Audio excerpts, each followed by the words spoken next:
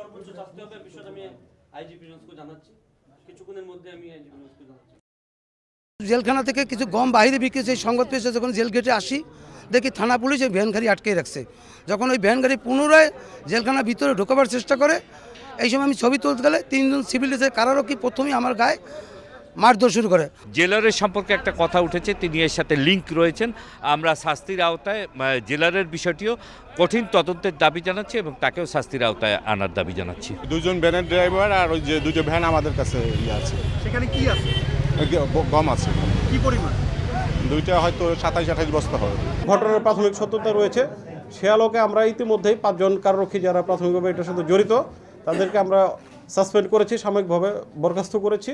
তাদের বিরুদ্ধে বিভাগীয় মামলা রুজু হয়েছে। আমরা ঊর্ধ্বতন কর্তৃপক্ষের বিষয়টি জানিয়েছি এবং দোষীদের দৃষ্টান্তমূলক ব্যবস্থা হবে এবং খুব কুইক ব্যবস্থা হবে।